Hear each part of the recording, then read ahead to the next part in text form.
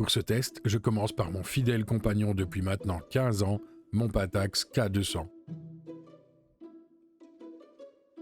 Je lance le Creality Scan et je configure sur Small pour la taille, je laisse sur Géométrie, Haute qualité et en couleur pour avoir les textures et j'active Turntable.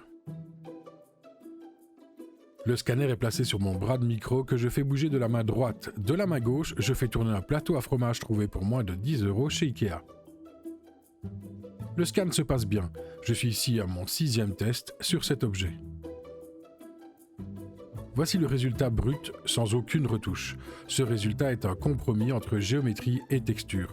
J'ai obtenu de meilleurs résultats par moment pour la texture, mais la géométrie était par endroits très moyenne.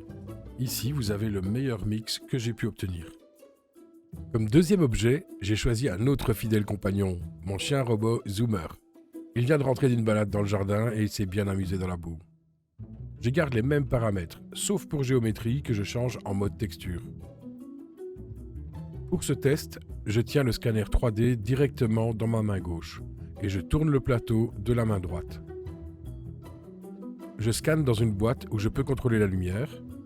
Tout se passe super bien, j'ai très rapidement le chien qui apparaît en point vert. Voici le résultat brut du premier et seul test effectué sur le chien. Le résultat est vraiment impressionnant et il ne m'a fallu que quelques minutes pour avoir cette qualité de rendu. Je trouve qu'en fait ici, il y a vraiment eu un compromis directement dès le premier scan entre la géométrie et la texture. En allant rechercher le chien Zoomer dans le jardin, j'ai pris quelques cailloux et j'ai scanné l'un d'entre eux.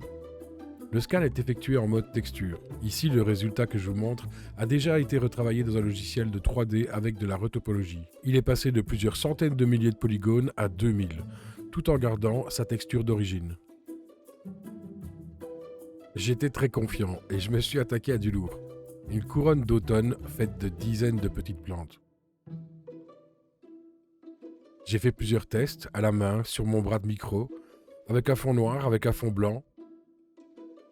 J'ai finalement opté pour le scanner monté sur un petit bras magique, lui-même installé sur un dolly télécommandé. Cette configuration me paraissait optimale. J'avais réussi à avoir plus de 60 000 points de scan et je croyais enfin y arriver. Mais voici le meilleur résultat de tous mes tests sur la couronne. Les plantes qu'il a réussi à faire ne sont pas si mal, mais il manque énormément d'informations. Pour cet objet, j'ai décidé de tester également via la photogrammétrie. J'ai donc fait 110 photos de la couronne sur le plateau et j'ai utilisé le logiciel Measroom pour tenter de reconstruire tout l'objet en 3D. Alors après une demi-heure de calcul, voici ce que j'ai obtenu.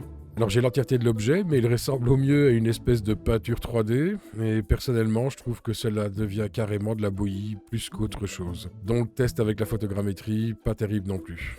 Comme dernier objet de cette vidéo, j'ai pris la chaussure taille 23 de ma fille de 2 ans. Autant vous dire que c'est très petit et le scanner a eu beaucoup de mal à travailler. Le résultat est néanmoins pas si mal. Voici le premier test effectué. Le scanner n'a pas réussi à comprendre le trou au-dessus du scratch et l'a rempli avec la même matière que l'intérieur de la chaussure.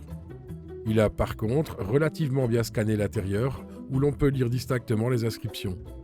Je dois encore améliorer ma technique, mais je commence à voir ce qui fonctionne et ce qui ne fonctionne pas. Pour les prochains tests, je commence à scanner des visages et des humains en entier. Abonne-toi!